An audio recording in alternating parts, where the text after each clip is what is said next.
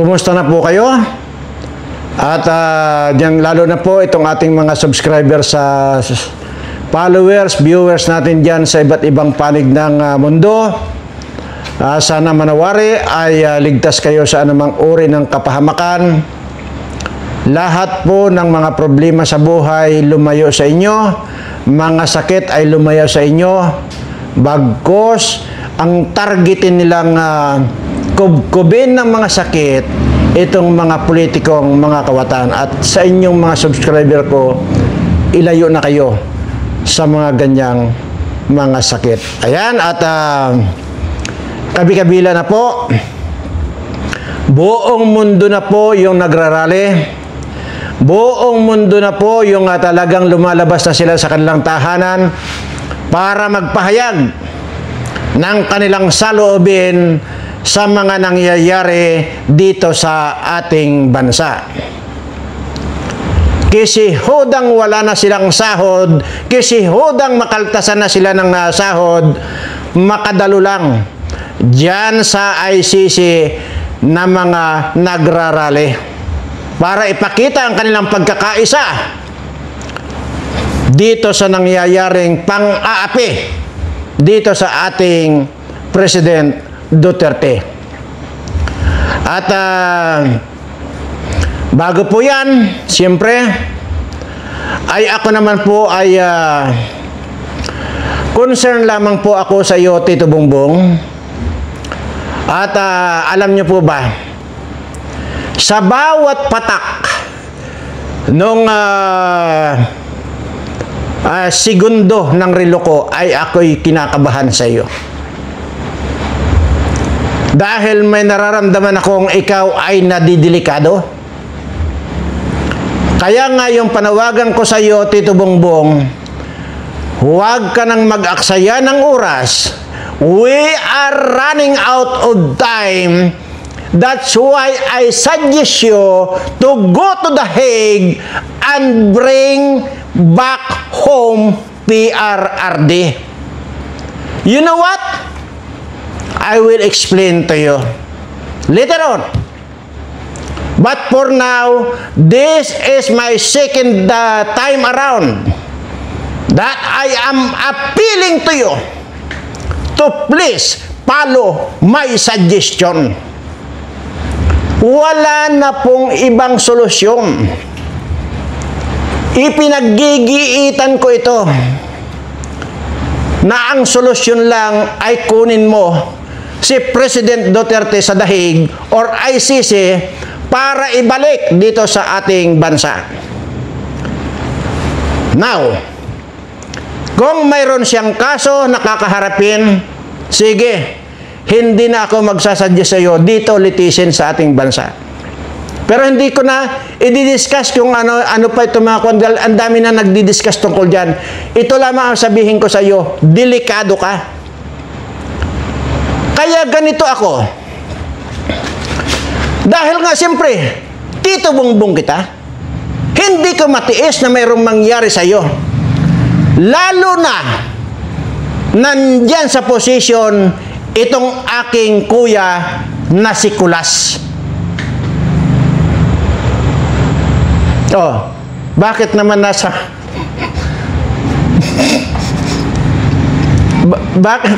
Bakit naman nasama itong aking kuya na si Kulas? Baka gawin din sa iyo ng aking kuya na si Kulas ang ginawa niya kay PRRD na bibit-bitin din niya.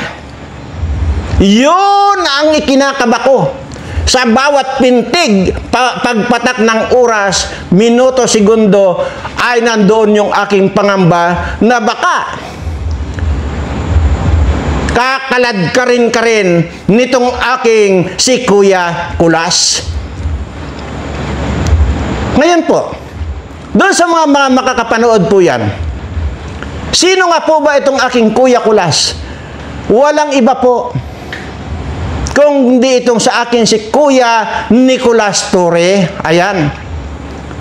Yan, Tito Bongbong, diyan ako kinakabahan sa iyo. Dahil hanggat nandyan yan, Kakalad ka rin yan. Maniwala ka sa akin. Kuya ko yan, alam ko yan. Oh. Ang problema nito, ang higit na kinakabahan ako, okay lang yung pagkaladkad niya kay President Duterte. Unang-una, hindi naman nasaktan si PRRD dahil nga kinaladkad lang niya, pinasakay lang sa eroplano. Pero ang kinakabahan ko, pag ikaw na ang kinaladkad ng aking Kuya Kulas, baka hindi ka sa eroplano, kakalad ka rin yan. Gets mo, Tito Bongbong, ang ibig kong sabihin? Ituloy natin. Baka malamang kalad ka rin kanyan, pataas, iaakyat ka sa puno ng niyog, at doon sa kakanya, itutulak. Doon ako, masakit sa dibdib ko pag nangyari yun. Tito Bongbong, maniwala ka sa akin. Ito na, marahil ang aking talagang titindihan ko na yung aking paghihingi ng atensyon sa iyo. Sundin mo na ang payo ko dahil kilala ko itong aking Kuya Kulas. Guna. We are running out of time, I told you. Wala nang oras. Baka mamaya maunahan ka pa. Maunahan ka pang umuwi dito si President Duterte. Oh, bakit? Anong basihan ko na naman at nagsalita na naman ako na uuwi na rito si President Duterte? Kasi nung unang tinapik ko na malamang sa malamang uuwi si President Duterte, aba ay maging itong kapwa natin DDS ay umalma na for content lang daw yung ginagawa ko. Ay kung hindi rin naman, baka hindi rin nakainom ng gatas itong DDS na ito. Kapwa natin DDS pero mayroon pala dyan na hindi rin nakainom ng gatas. Baka nung maliit yan, ang ininom niyan ay tuba. Yan ang sabi niya. Dapat daw magbalita raw ako rito ng totoo. Ano ba mali doon sa binalita ko? Na malamang sa malamang uuwiin dito si President Duterte kasi wala talagang sapat na basihan. Yan ay ayon doon sa mga nakuha kong information. Mismong si Robin Padilla na may sabi niyan. At hindi lang yan. Mayroon pang nagsasabi. Pero sinabi pa rin itong kapwa natin DDS na tanga na ito na kailangan daw ay tama yung ibabalita natin. So ngayon mali na naman itong sasabihin ko na malamang sa malamang anumang oras mula ngayon ay iuwi na rito ang ating President Duterte. Mamaya ipapakita ko sa iyo DDS na hindi ka nakainom ng gatas at baka tuba yung ininom mo. Kagaya ka rin ni Pedro na yung nag-comment dito na ang sinasabi ay ano sabi? Na pro BBM daw pala ako kaya ayaw na niya sa akin. Ano pakialam ko kung ayaw mo na sa akin? Kaya nananatili kang mukhang daga. Alamin niyo muna, ikaw kung DDS ka, alamin mo yung buong istorya bago ka mag-comment dito na putang ina ka. Na? Kahit DDS ka, babanatan kitang hayop ka. Tanga ka kasi. Anong gagawin ko? Yan nandyan na. Makikita yan doon sa sinasabi ni Robin Padilla. Doon ako kumuha. Tapos ako sasabihin mo na dapat tama yung babalita ko. Anyway, hindi yan ang mga putang mga kwan na ito, mga bobo na mga hindi nakainom ng gatas na ito. Kung DDS ka man, babanatan kitang hayop ka. Nagdidiis-diisan ka lang hayop ka. O ngayon, hindi yan ang pinoproblema ko ng kwan na ito. Ikaw rin, kasama mo si Pedro, Dacolio na yon. Pumunta kayo dito sa akin, painumin ko kayo ng gatas, nang hindi tuba ng tuba ang iniinom nyo, kaya wala kayong utak. Mamaya, Ipapakita ko rito kung anong basihan ko na makakauwi si President Duterte rito. Nagko-concentrate lang ako dito sa aking Tito Bongbong. Kasi nga, ang sinasabi ko sa iyo, Tito Bongbong, nadidilikaduhan ako sa iyo, delikado ka na. Kung itong si President Duterte, nagawang kalad ka rin ng aking Kuya Kulas, ano ka pa? Kakalad ka rin yan. Maniwala ka sa akin.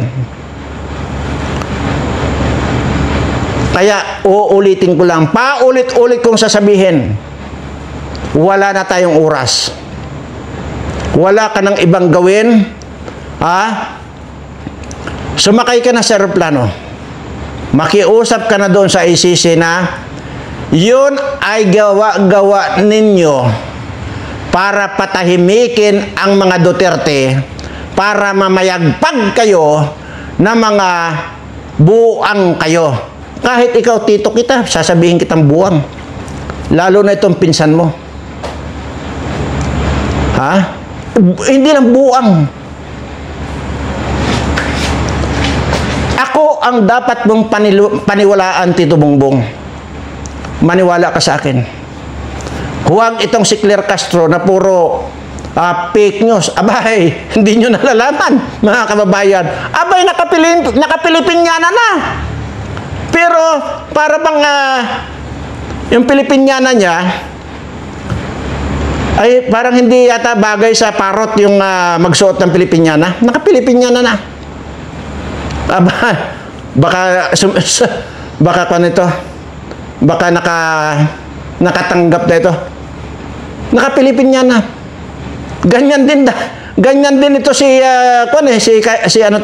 si Kimbo.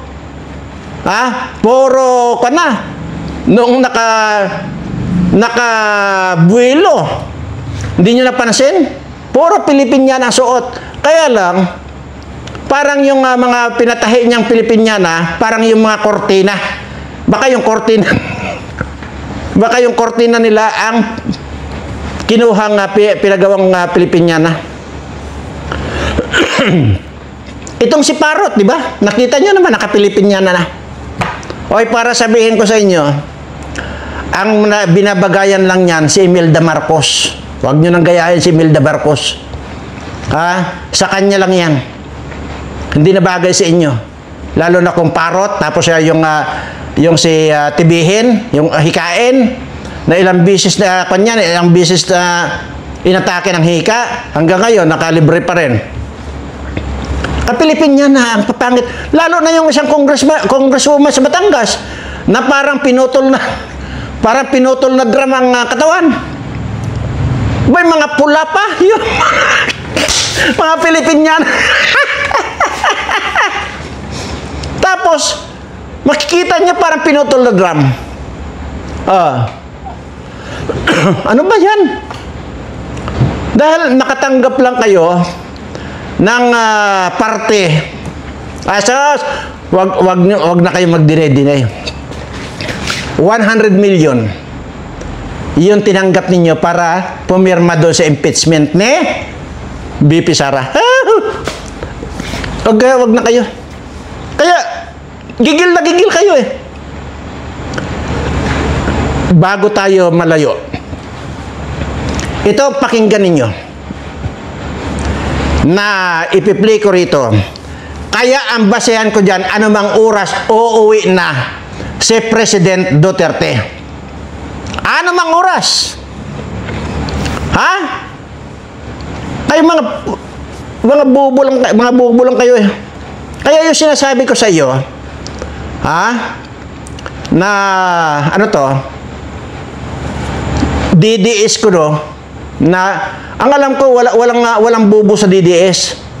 Pero kung yung mga tanga at bubo, wag na kayo mag-DDS kasi nakakahiya kayo sa mga DDS kasi wala kayong mga utak. Yung mga walang utak na mga DDS, wag na kayo mag-DDS. Dapat yan, magbangag na lang kayo. Ito ang katibayan ko na mismo ang presidente ng ICC nagsabi, there is no ano yung pagkakasabi niya? There is no obligation the ICC to investigate yung mga hindi naman membro ng ICC.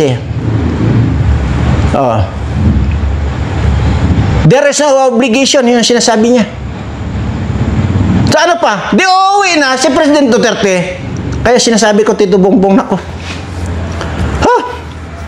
Maniwala ka sa akin. Kakalag ka rin itong kuya kulas ko. Maniwala ka sa akin. Ito na. Ha? Maging ikaw na tanga ka na didiis ka. Kung sino ka mang hayop ka, na bugok ka. Ito.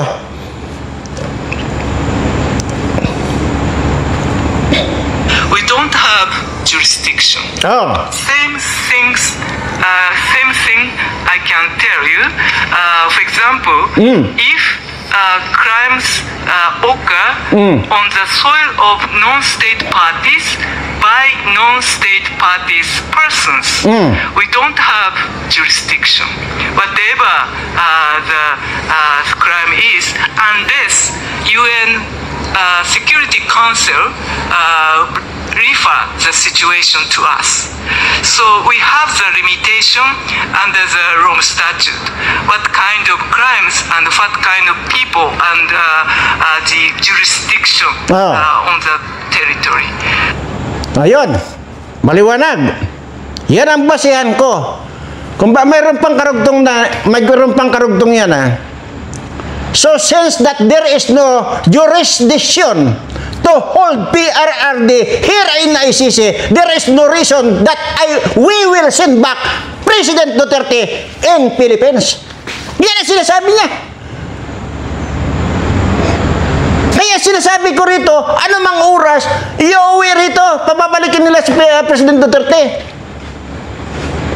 Sabi niya, wala silang rason na para i-hold dito si PRRD. The tenth, sabi niya, ganyan.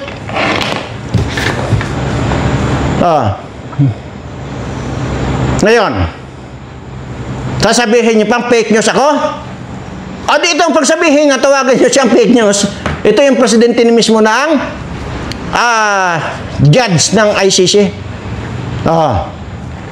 Presidente na ang nagsabi. Presidente ng mga judges. There is no jurisdiction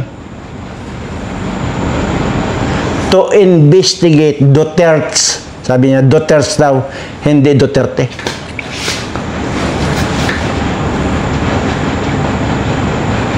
That's why I am appealing to you, Tito Bongbong, to please follow my advice. Go to Netherlands, straight to ICC, and ask this president of ICC that you will pull out immediately President Duterte and you will bring back home to avoid kaladkad of my kuya kulas. Diba? Para maiwasan mo, nakaladkarin ka ng aking kuya kulas. Ha? Nangangaladkad yan. Baka hindi mo alam. Aba. Ito, grabe talaga ha. Naglalabasan na yung bilyon-bilyon na ninakaw nitong mga kanggaro diyan sa gobyerno. Antayin pa natin yung April 1, 2, 3 kung ano yung magiging resulta. Nung investigation ng oral argument ng Supreme Court. Pero bago ko makalimutan yan, mayroon pa rin, panalo pa rin si Duterte doon sa mga isinampa nilang mga crime, yung mga crime na yan. Dinismiss ng Supreme Court. Nalimutan ko. Wala na, panalo si President Duterte rito. Nalimutan ko lang. Buisit kayo. Oh, confirm. Panalo si PRRD doon sa na desisyon na ng Supreme Court. Case dismissed na, oh, nakalagay, oh. Anyway, pakinggan natin. Oh, see? Ito ang mainit na balita. Dapat malaman at mapanood ng taong bayan.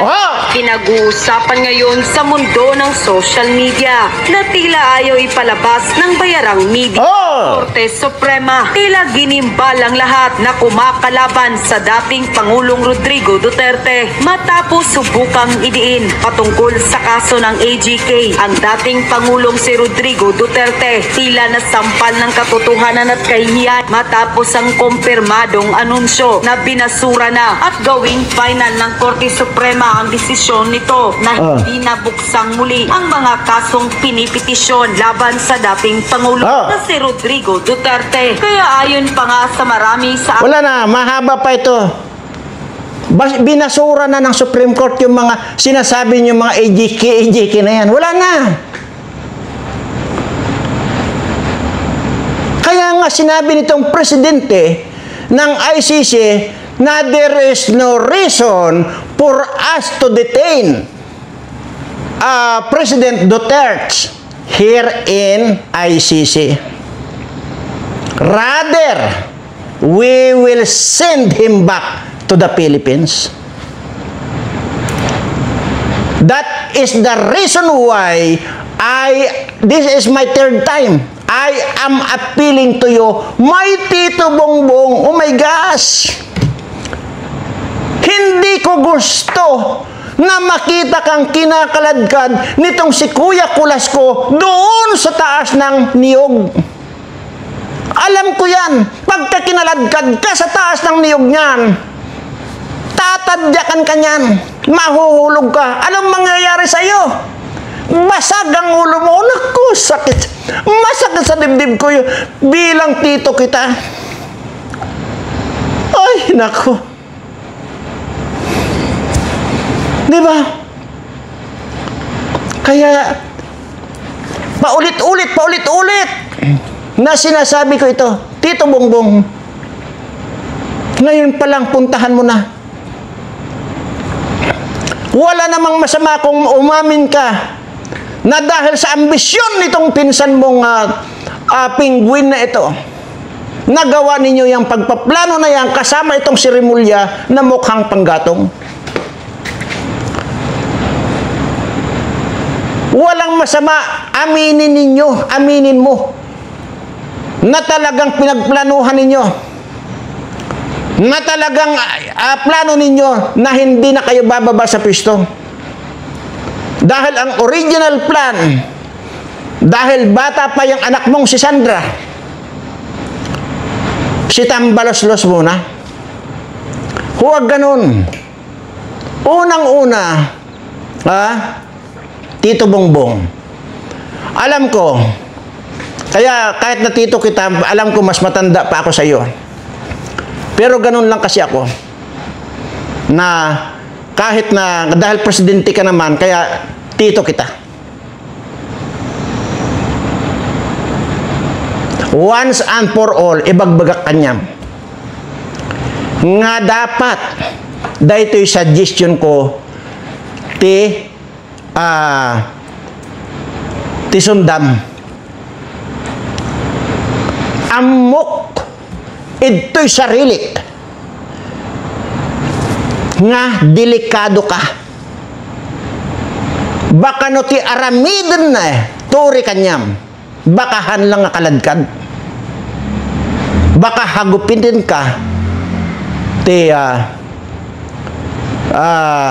anya de tawag de kwan. Di ay sa Tagalog buntot ng pagi. Ayan, hindi ko alam sa Ilocano yun. Yun. So, ano pang inaantay mo? Huwag kang mag-alala. Walang mangyayaring masama sa iyo kung gawin mo itong plano ko. Kaya gusto kong paulit-ulit gawin mo itong suggestion ko.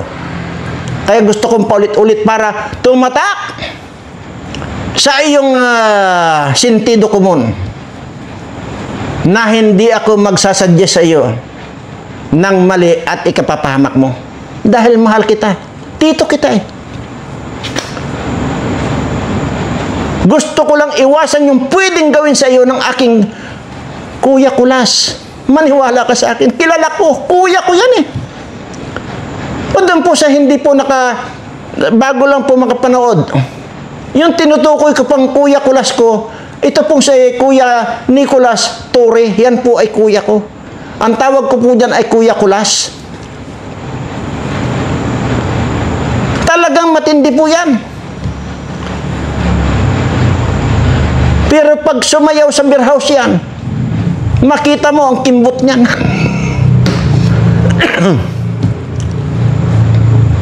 Yan. Kaya ganun na lang ako paulit-ulit, Tito Bongbong. Tingnan mo, ang laki pa ng problema mo dito kay Tita Lisa. Na hanggang ngayon, wala pa sa iyong feeling.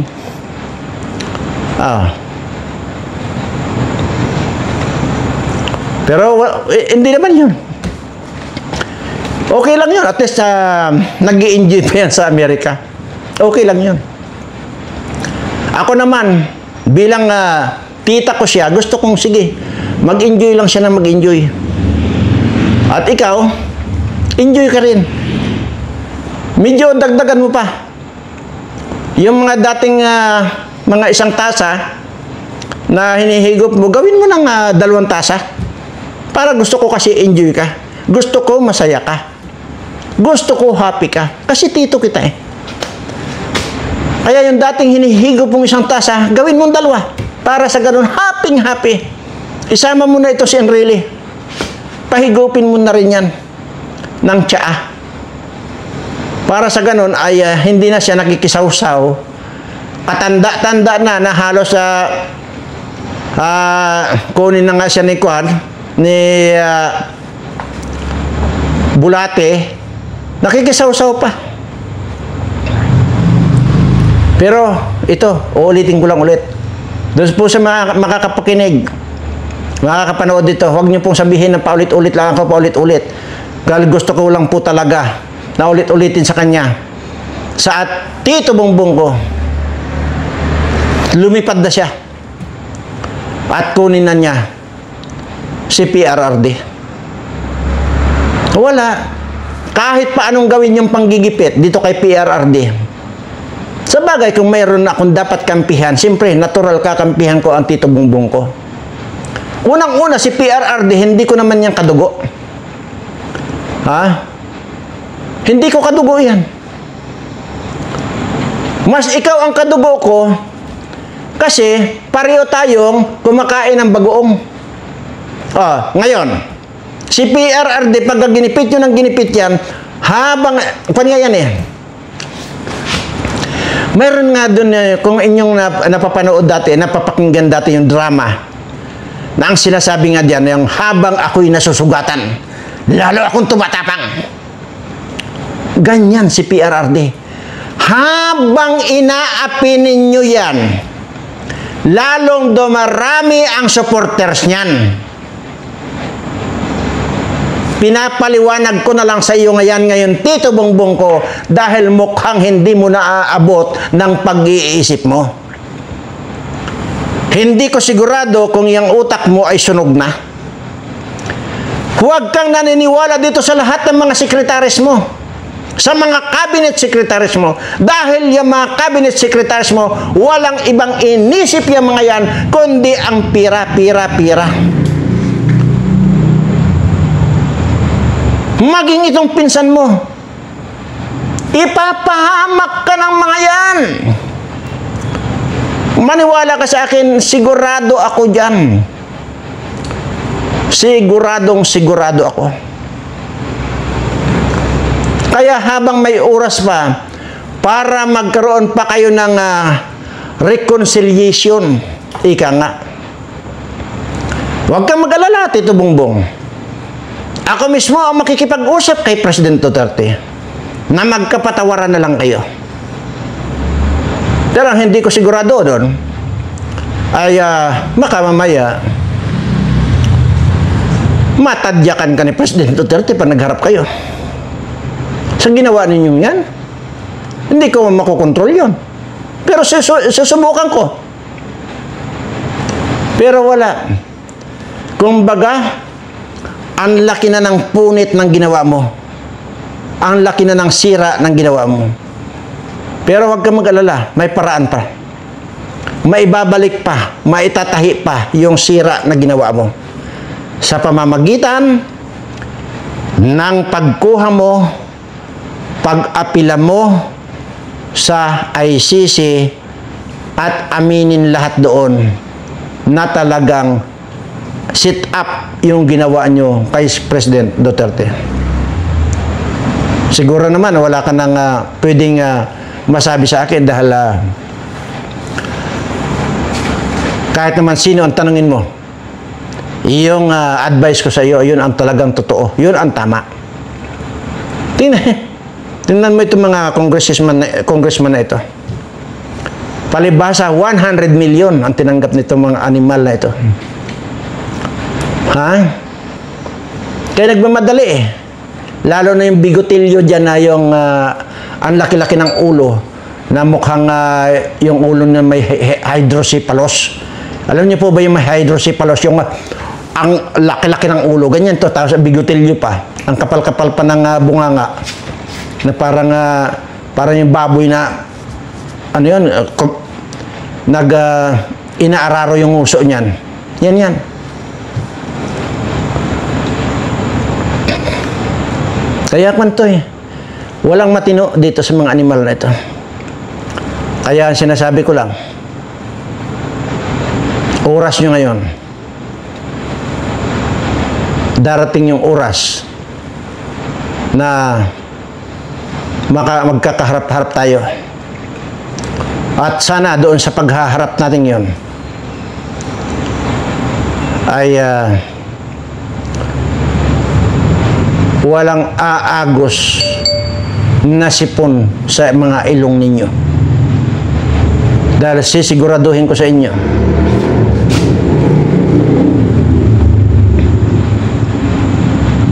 babawiin ko kung ano yung mga kinulimbat ninyo. Bilang pagwawakas, gusto kong iwanan ito. Kung sino man ako'y hindi ko malaman. At kung sa pagsilang ko'y ipinataw na sa aking pagkatao ang pagkakasala ng aking mga magulang, patawarin ako ng Diyos. Subalit magdurusa ang dapat na magdusa. Junior Birana, ang bandido ng Mindoro.